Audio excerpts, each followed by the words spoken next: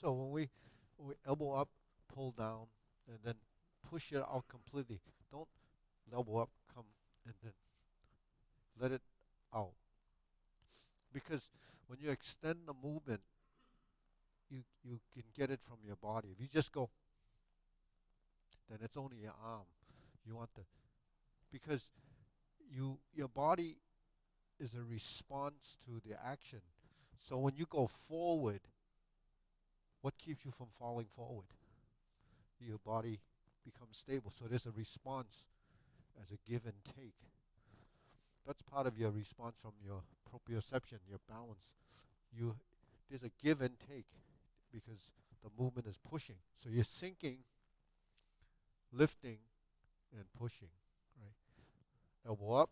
So you elbow up, you lift, sink, and pull. So it's not just one dimension. It's not just one way. Lifting is up. Dropping your elbow and coming down, reaping down is like this. Once you reap down, then it's going backwards. So it's like going through a square. It's not really, it's circular in a sense, but it's also has a rise and fall in the dimension. Because when you go up, you're lifting. So if his hand is here, he just makes a fist, right? And he's a little taller than me. So when you lift, it goes up. When you sink, it goes down. When you grab, it goes backwards, and then you push forward. So it covers all the dimensions of the movement, right? So that's what you're trying to achieve in motion, because movements are directional, and directional is a force. So lifting, but rising is not necessarily just your arm. It's because your body has an intent of this. So your back is going straight. You sink down, you pull back, and you push. So the mechanism that drives that is one thing, and then the response is another thing. Your body will respond with a give and take, right? And then on the fourth one, you sink. Then and then you sink. You cross, you spread, you cross, you open and spread open like this, and then you cover, and then you sink, right? So the intensity of movement, you don't want the force to be only your arm. You want to create the direction of movement and create the stability and the force of downwardness, because it's a force. So you're going opening and then down. So while you're opening, we think of moving as directional, diverting. Intensity is when you focus the power. If you focus power throughout the whole movement, then it's really kind of slow and stiff. So you have to generate the movement in two dimensions at least. Right? So when we open, we cover, we sink, and we open. Then you come in. Then when you step and you come to this position, your leg builds stability by making that your root. Then it comes up to block, and then you kick. Here, and then here. Right? Here, then you pivot. 1, 2, 3, 4, set up, and lift. You go to the left corner, you slice down to the opposite corner, and go toward this knee.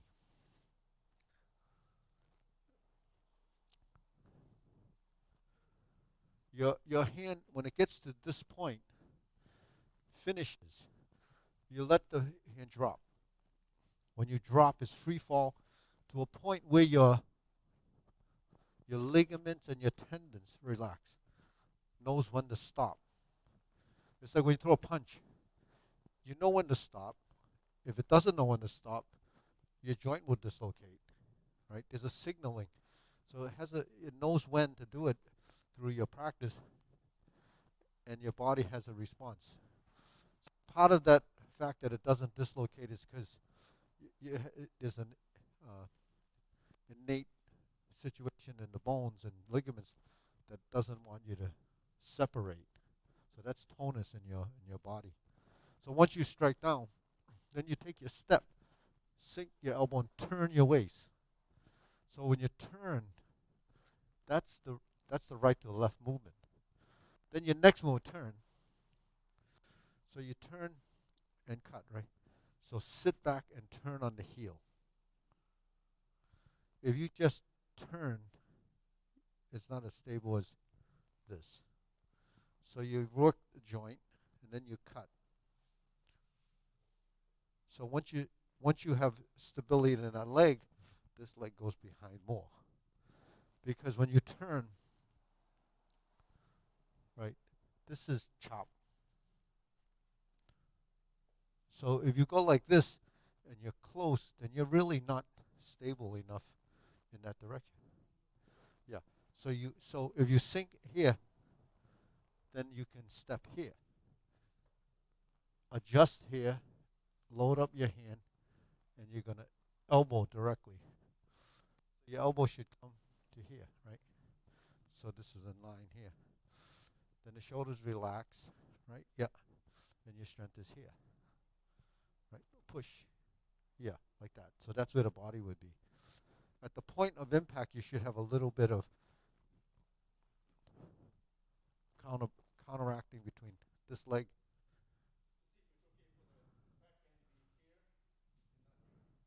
Well, because we just cut palm, elbow.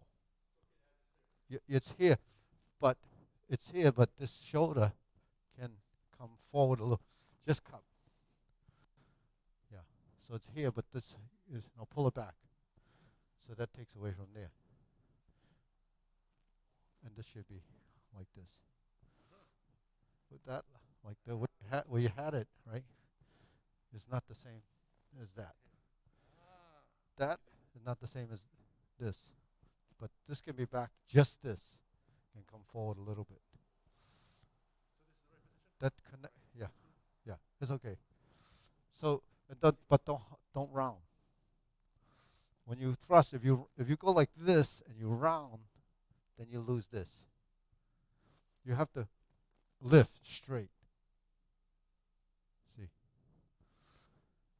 yeah, a little bit forward, just the roll, just the roll. But don't bring the hand like this. It's different from choke tail, because this is going to a punch, right? So this one, you're like this, because you're coming back to this side. You see, so it's different, right? Yeah, okay, and then go, thrust, and then go, cut, and then push. So cut, right, cut, lift, turn, and push. Now, meanwhile, all this time, your shoulder's just like this, right? So this position is it's a calm walk, right? You rolling your shoulder, covering. You develop that from here.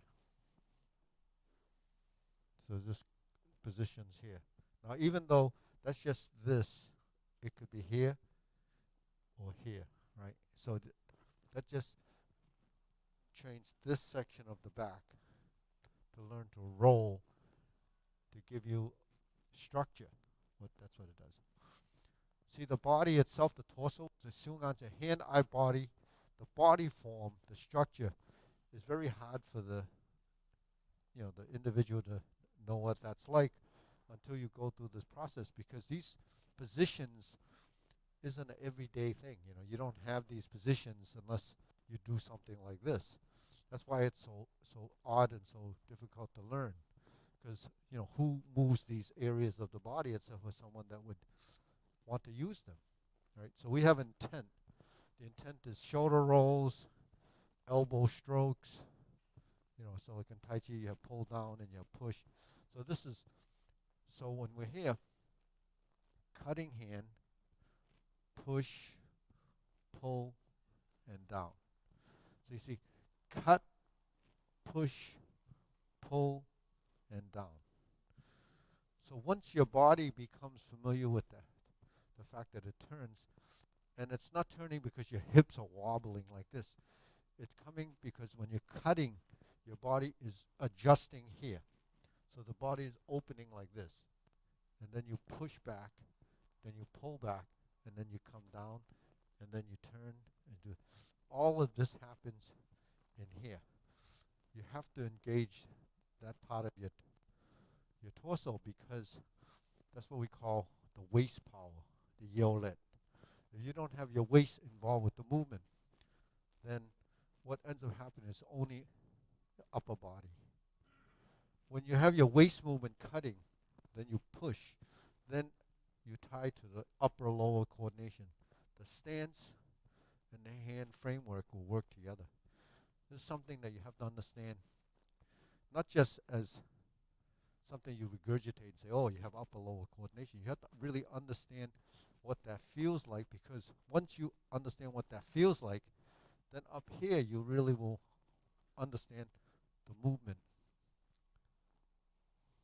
And it happens naturally once it becomes embedded in your wiring. Your wiring is something that has to change. So that's why it varies with individuals, but you have to understand it. Now, when you go like this, eyes follow the hands. The eyes following the hands is you gaze. And, they have a term that's like feeling or mindfulness. It's yi, yong yi, right? So it's like you're expressing it. You have a understand it. So while you're visualizing the movement, you actually can feel the movement as you're driving, and it forms. So you use this idea.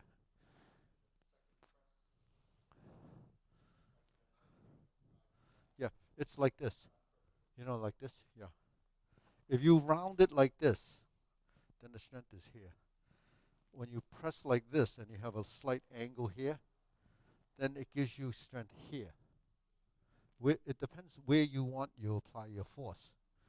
So if I'm here and I press like this, now you have this, and the strength is here. If I straighten it out like this, then the strength is like this. This becomes slightly twisted. It doesn't appear to be a lot of difference from someone just looking at it, but for your own practice, it's a feeling, and you know the difference by where it's going. You see, so it's a directing of your movement. Your wrists, your hands, and your fingers, your palms. The gesturing of the finger positions will change the intent of the movement or where it's going. So that's very unique to what we're doing. What do you have gesturing and using your fingers in a certain way? A musician probably has that kind of gesturing and the intensity of it.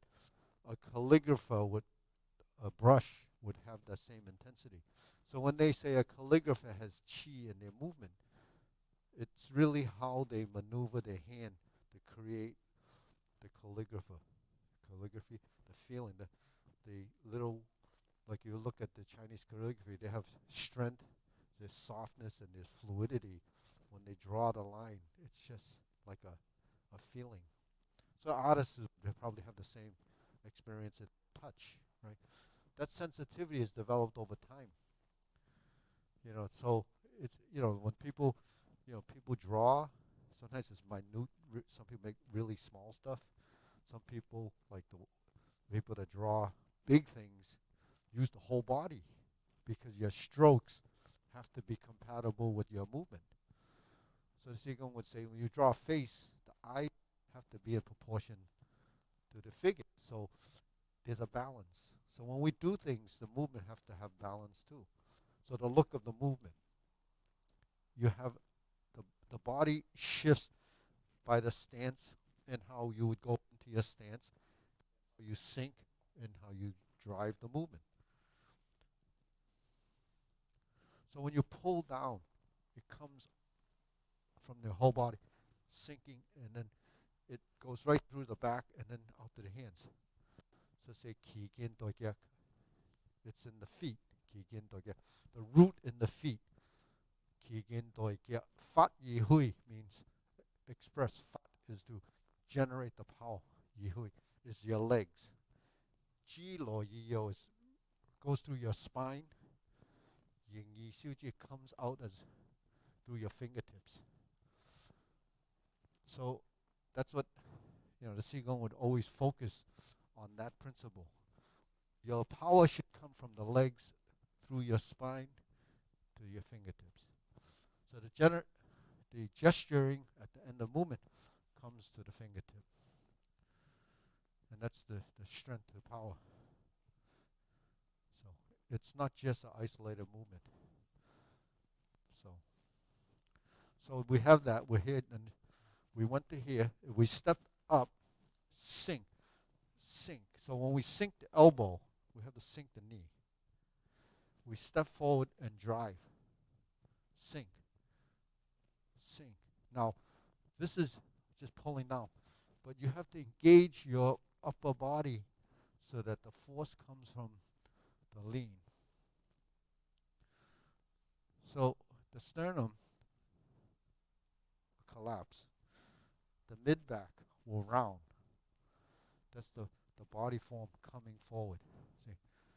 So it's here, right? This, yeah. But don't lose your stance. Don't go, you lost. So you're here. So it comes from here. Turn. So that's, yeah. So it has to coordinate as this one. So you're here.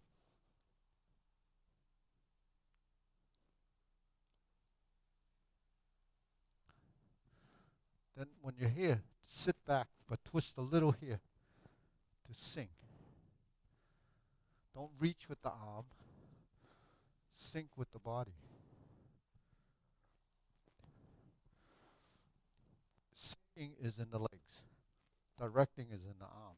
Qim jiao sui gan. Sink the elbow, relax the shoulder. Sink the draw back. So you think of this movement. It goes from point A to point B to point C, right?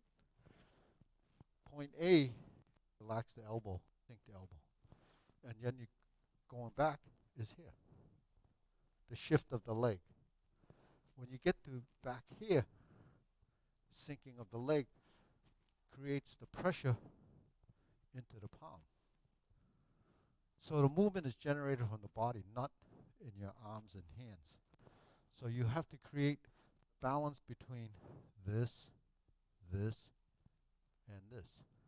Now, the last sink, this becomes structural integrity. So now all it is a little bit of tonus or tension in the joints to create this force, which is actually supported by your body. See? And then the structure is here. So you have this alignment. And look in the mirror. You see how your arms look like they're parallel, concentric, and circle? Those are the body form and shapes. So when you're here, you turn, because now I turn. I use this to turn to sink. When I sink and turn, my elbows drop. Sink, moving back.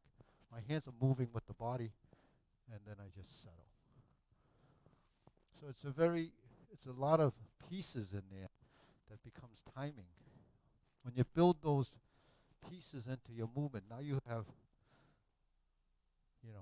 synchronization and phasing of movement. So it's a little bit stiff right there. But so when you're here, it's just, you have to.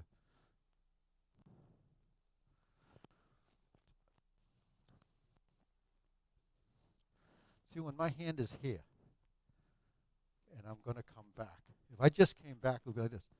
But I'm like that. I create a wave here. That little bit of wave changed the direction of his force. See, when I'm here, you felt that adjust. Yeah. It's like it's just a minute thing, but it's created by what? Here, here.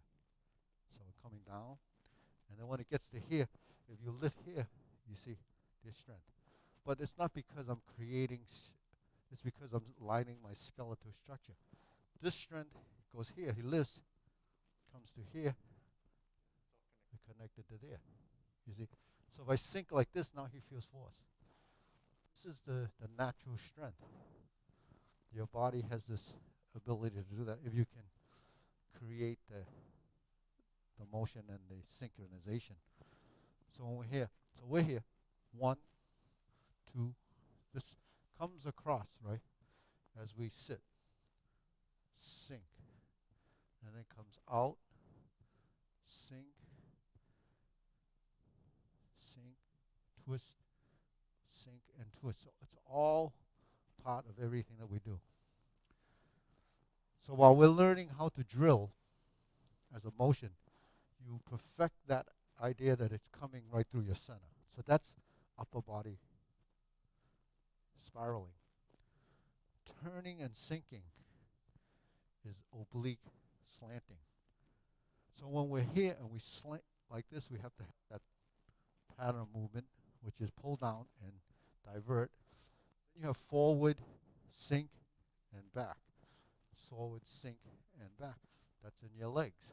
All those concepts have to blend together to create that one action. And then when we're here, there's a, so this is finishing. See here, so that's just one posture, right? And then you go to the dragon again, and you come back in. So you sink, and then you drill. Now we adjust here. We have to come through horse, and then turn on the heel of the back foot, and then sink. And then we sink the body like this. So once you have that sinking motion, that feeling, same as in Fu Hawk, right? After your tiger, and you 1, 2, or you're here, 1, 2. So this posture and this posture is the same, right? So you sink the elbow, relax the shoulder, and contract. Yeah. So to create the synchronization of that movement, you can see that I just finished this and I'm turning, right? Turning, and then here becomes the body. And then once I get to here, it's the body. Fold. You fold, and then when you fold, your hands have to sink. Now you have to do this. Like this, you're like this. See? So when you sink and you do this, now the strength is here. Right? So the strength is here. So then the strength goes here. Then let go of this one. This is just here, see? This like this here, see? So you don't have to sink. It's because from here, it's the body form, you see? So it's just letting go of this. This has to let go, because if you don't let go, it's not going to fold. When you relax, it folds.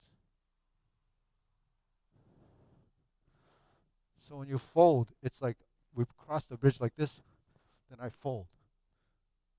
Right? Well, you put strength, and then there's no strength.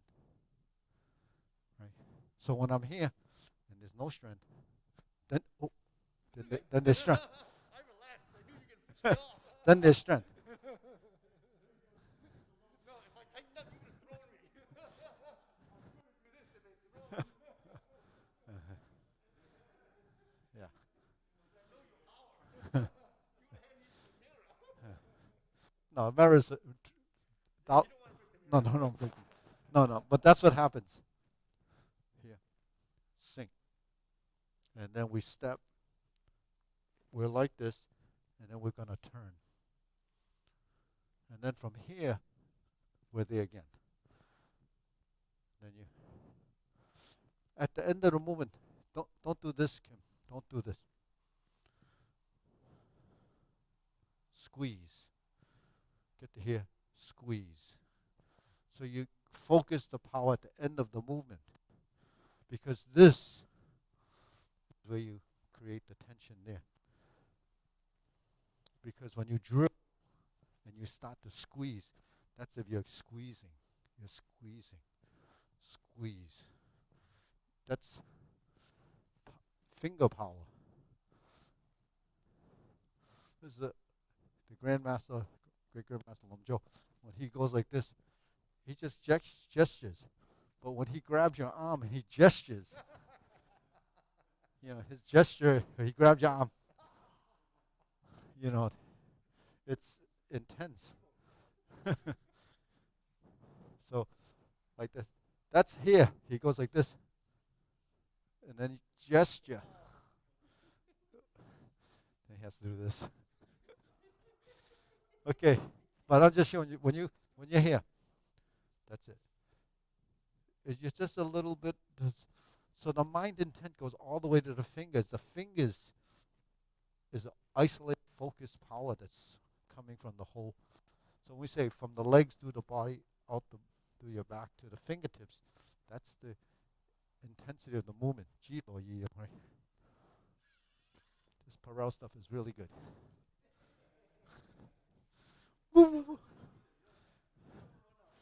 I got three new bottles.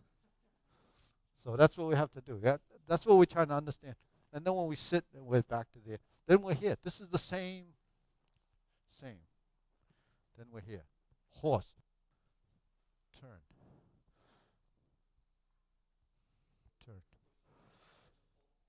Yeah. Push. But the pull is your body like this. And then when I let it go, so it's receiving, siu, fong. Everything is balanced. Siu is to receive. Fong is to release. Right? So when we're here, your body is 1, 2, 3. While it looks like the arms are doing this, sink, expand, sink. So expansion is when you release.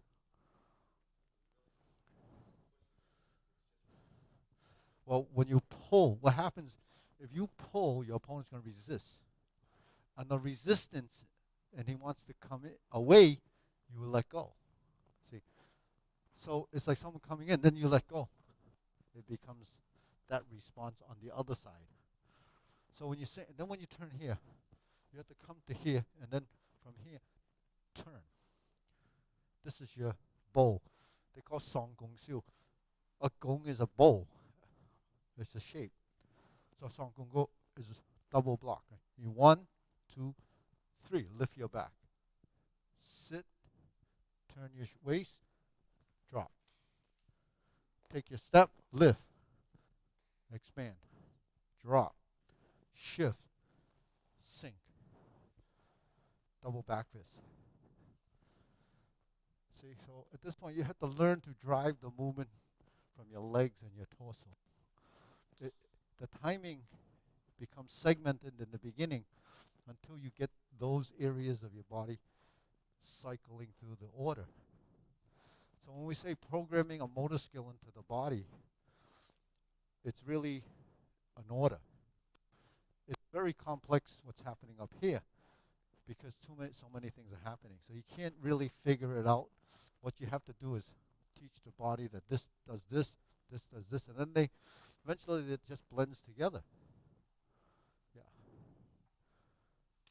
And then you lift. Then you sink and turn. So sink and turn. So here, sink and just roll. So you don't have any separation, no space between that. So what's the space? You want the strength to have continuity. Then when you take your step, your body's coming forward. Lift the elbow and then come over. So when you lift and come forward, it's this projection for forward, this projection for downward. You see? So everything is created by your transition. But here, you have to sink the elbow. So when you come here, it has to come up, sink the elbow, and come forward from here. Yeah. And then sit back and cut. sit back. So we're here. Qua. Sink. So you close the body. Sit. Open the body. Step. Close. Open. Close. Forward. Create the next movement. Open and circle. Down and up. Or up. See, if you go through it slowly, then you can engage your body, your back. Because all those things, you can't see them till you kind of feel them. Then when you feel them, then you see it.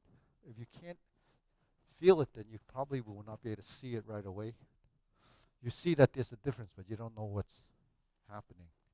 So it's kind of, you know, part of the evolution. You know,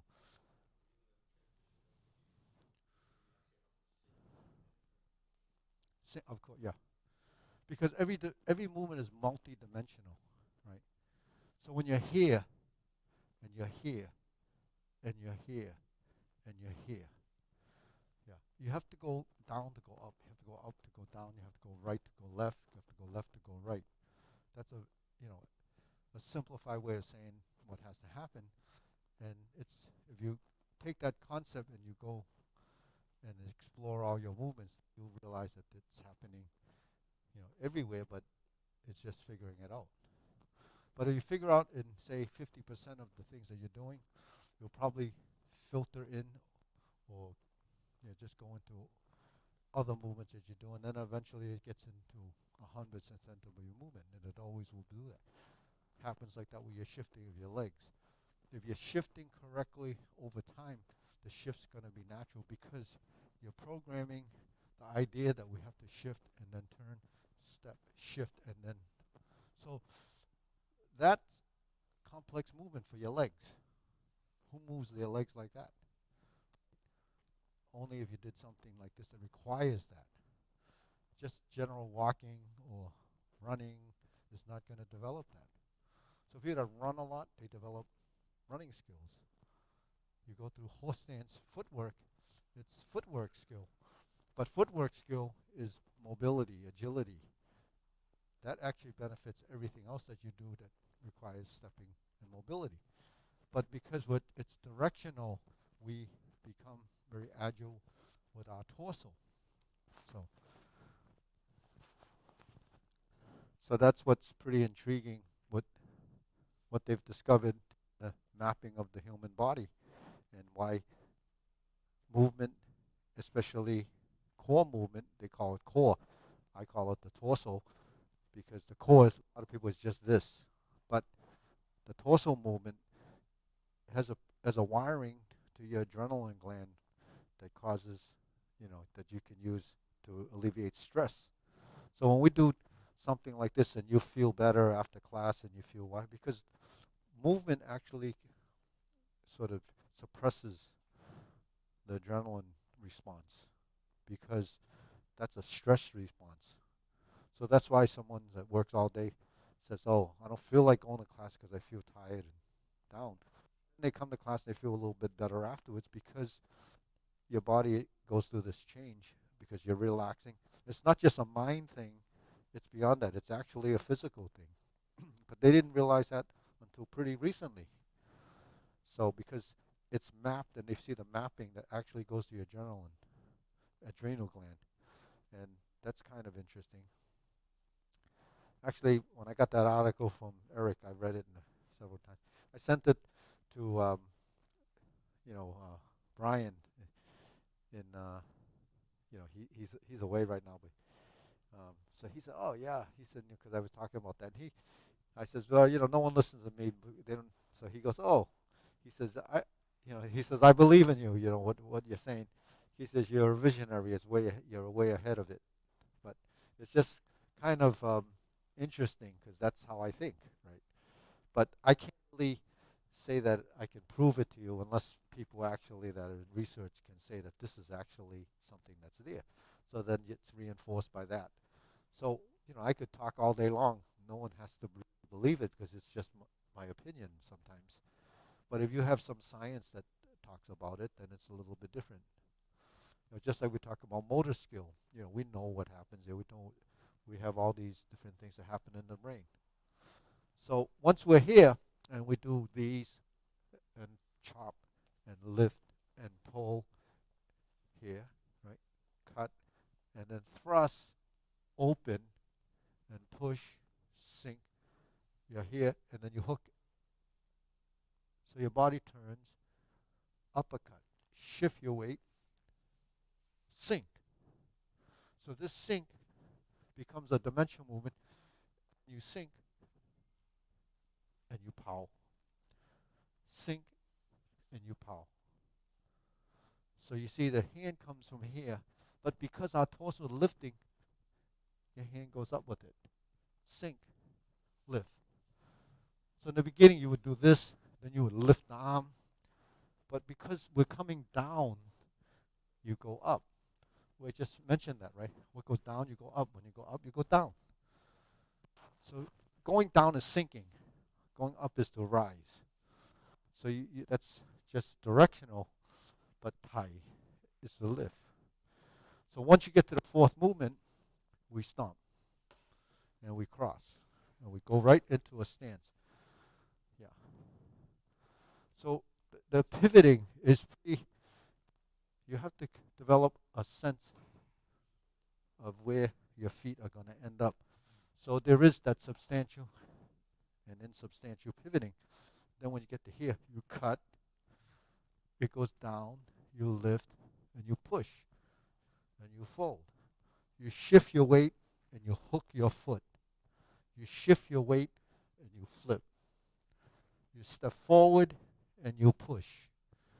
You, like this, now you're going to pass through horse, and you sink. Then you pick. Then you turn, and you allow. So your body, if you go through it like that, so I say slow it down, so your body can experience the transitions and the relaxation of the elbow. So this should be relaxed because the intensity is here. Yeah. So then you do the other side. Shift first, right? So we have to shift, turn, hook, right? Hook, shift, flip, step, push, adjust, cover, pick, low. And then step, scoop. Then step up, push. And squat down and sweep. Then turn. Then we're going to go to the left side. 1, 2, 3. On the left side, then we go 1, 2, 3. So now that we're on the left side, you go 1, 2, right, 3. So lift, and then wind up, open this to close. So you get, now it's your left side. It's going to be a little trickier. 1, 2, 3, lift. Yeah. And then chop. So when you chop, it folds back. So natural stroke. And then you go up, lift. Yeah, relax this. So it'll be easier. When you go from here to here, it's very easy to tense the shoulder. Sink the shoulder and rise. Then the shoulder won't be like this when you're in that. If you're like this, the power can't reach here. So you have to relax and then come from here. Then you open it. Yeah, and then turn. So while you don't let the hand pull the body, drive the body and create softer here with structure. Right, Kim? Didn't you write about that? Okay. Don't let the tail wag the dog, right? Come up, and then you're back. Sink. Relax. Sink the elbow, both of them. Sink. Qua. Close. Open. Step. Thrust. Right? Open and push. Pull back. Sink. Step. So when you step, leave the weight here so that we can transfer into that. Yeah. And then uppercut. Cross hand chunkyo. Slide, punch. Turn an elbow. Same thing. Turn, wind it up. Boom. Roll. Lift. Turn. Chop. Flip. Let's try that chop and flip again. Diagonal strike. Sink. Flip. So, flip, right? Flip. Turn. Step. Push. Form. Turn. Draw. Sliding step punch. Boom. Turn. Salute. Okay, deep breathing.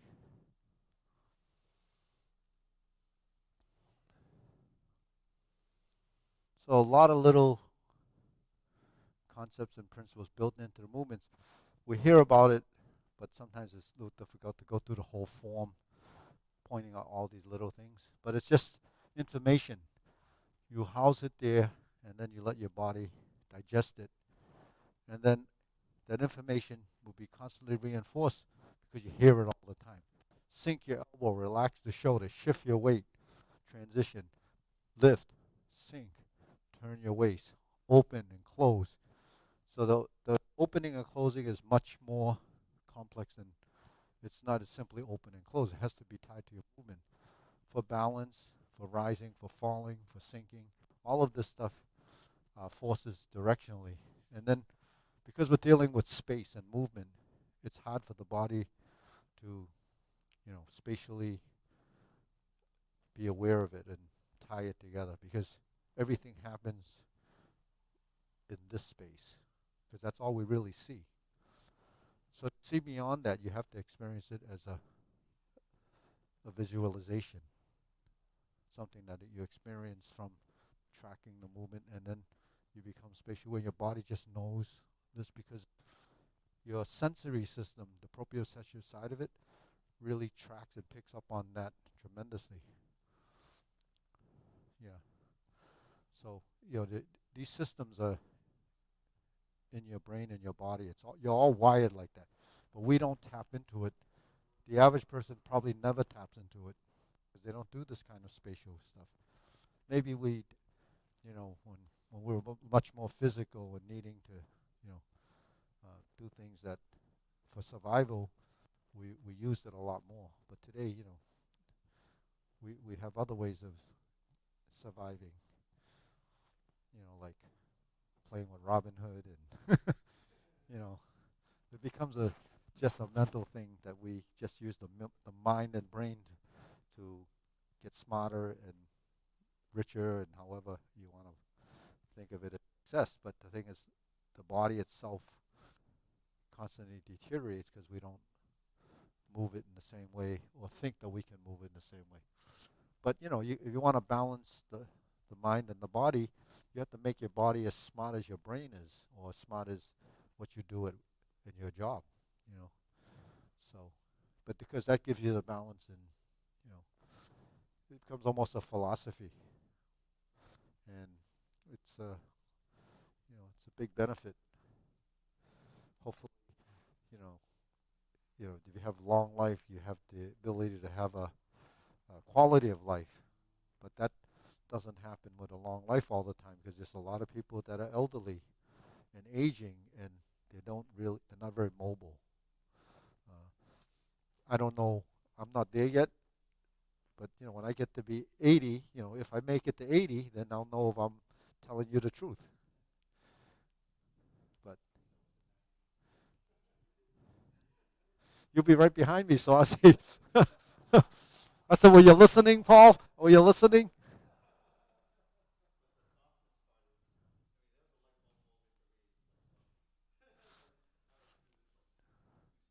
Yeah, that one and this one. This one is a little. So here, it's same thing. Sink the shoulder, relax the shoulder, just comes up. Yeah, the shoulder it's a bummer. The shoulder and the hips. A lot of people have shoulder problems. The average person that has, when they're older, they have shoulder problems. Another thing they have a problem is the hips, right? Aren't those two places, two joints are always replaced and fixed? Yeah, the knees go along with those too.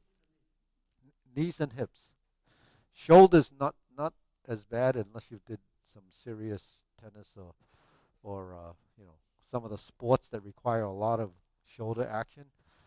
Um, it's not because the sport's bad. It's because the motion is not good, and people hurt themselves, and then they never can fix it again because the damage sometimes is done.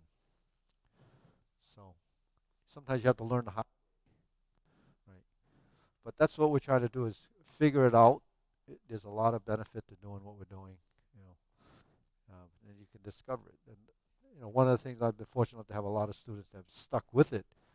Doesn't matter, you know, rank is one thing, and staying with it is another. Staying with it is just as important, or even more important. So, so we see, every movement has a spiraling, a spiraling, a spiraling. So what goes out must come in, right? What goes out must come down and out. So you turn in and you turn out. Spiraling goes clockwise and counterclockwise. So now we look at the arm, it's the spiraling, but look at the body, it's turning and it's turning and it's sinking and it's turning. So every movement that you have, you get your whole body to be winding and twisting. It's to be good for you, right? So how many people have ailing backs? It's because we don't use it correctly. You misalign your your your body, then your spine goes out of whack. Everything goes through your all those neurons that go to your motor skill and body, everything goes through there. So if your spine B is not healthy, then everything else goes bad. That's one of the things that happens. But anyways, all right, we'll bow.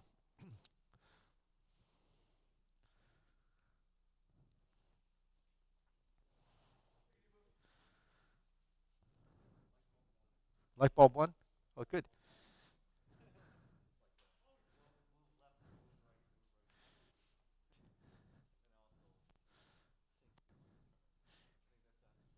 Sink your elbow and relax your shoulder, and don't. Oh yeah.